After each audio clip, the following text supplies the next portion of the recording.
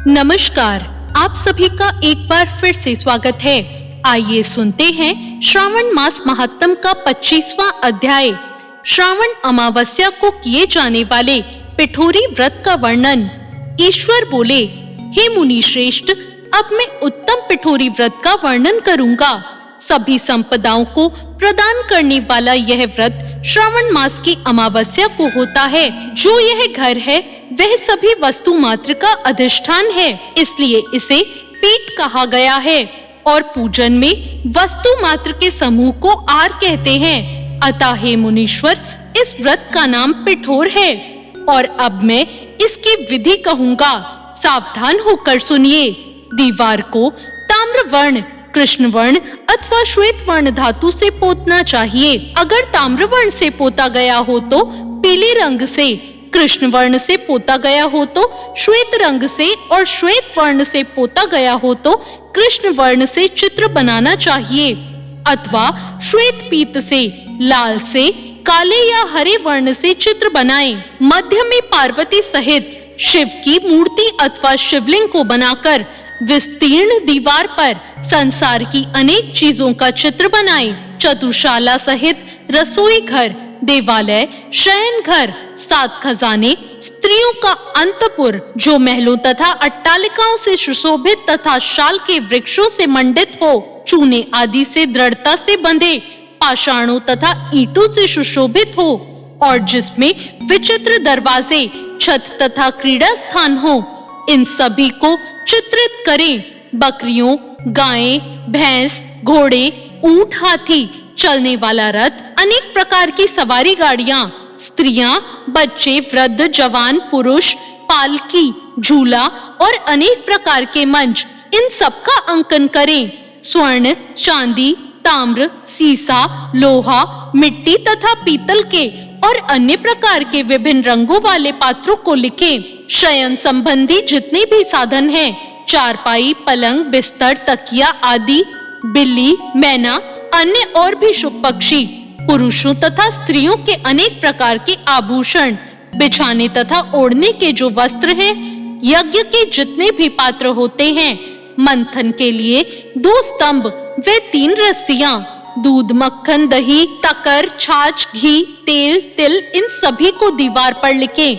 गेहूं, चावल, अरहर, जौ, मक्का, वारतानल, चना, मूसर, कुल्थी, मूंग, कांगनी, तिल, कोदे, कातकी, कातसी नामक अन्न, सांवा, चावल, उड़द, ये सभी धान्य वर्ग भी अंकित करें। सील, लोढ़ा, चूल्हा, झाड़ू, पुरुषों व स्त्रियों के सभी वस्त्र, बांस तथा तृण से बने हुए सूप आदि, ओखली, मूसल, 2 यंत्र, चाकी तथा दरौता, पंखा, चंवर, छत्र, जूता, 2 खड़ाऊ, दासी, दास, नौकर, पौष्य वर्ग, तृण आदि पशुओं का आहार, धनुष, बाण, शतघनी, खड़ग, भाला, बर्छी, ढाल, पाश, अंकुश, गदा, त्रिशूल, भिंदीपाल, तोमर, मृदगुर, फरसा, पट्टीश, भुशुंडी, परिग, चक्र यंत्र आदि, जल यंत्र, दवात, लेखनी, पुस्तक, सभी प्रकार के फल, छुरी,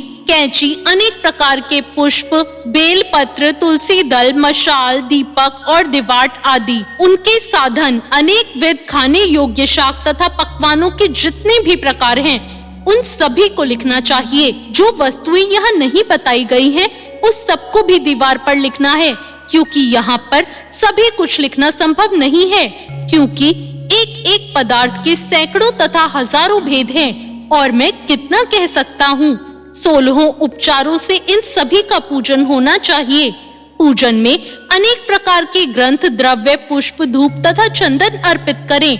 ब्राह्मणों, बालकों तथा सौभाग्यवती स्त्रियों को भोजन कराएं। उसके बाद पार्वती सहित शिव से प्रार्थना करें, मेरा व्रत संपूर्ण हो। हे सांब शिव, हे दया सागर, हे गिरीश, हे चंद्रशेखर, इस व्रत से प्रसन्न होकर आप हमारे मनोरथ पूर्ण करें। इस प्रकार 5 वर्ष तक व्रत करने के बाद में उद्यापन कर देना चाहिए। इसमें धृत तथा बेलपत्रों से शिव मंत्र के द्वारा होम होता है। एक दिन अधिवासन करके सर्वप्रथम ग्रह होम करना चाहिए। आहुति की संख्या 1008 अथवा 108 होनी चाहिए। हे वत्स, उसके बाद आचार्य की पूजा करें और भूयसी दक्षिणा दें। इसके बाद व्यक्ति इष्ट बंधुओं तथा कुटुंब के साथ स्वयं भोजन करे। ऐसा विधान किए जाने पर मनुष्य सभी कामनाओं को प्राप्त कर लेता है। इस श्लोक में जो जो वस्तुएं उसे परम अभीष्ट होती हैं, उन सभी को वो पा लेता है।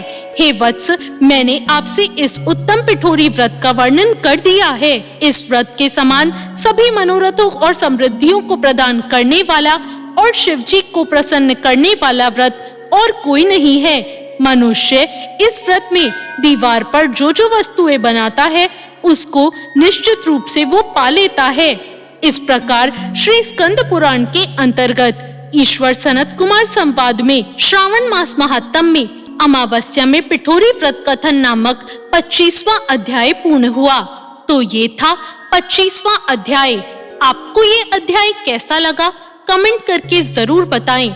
चैनल को सब्सक्राइब करें, वीडियो को लाइक करें। धन्यवाद।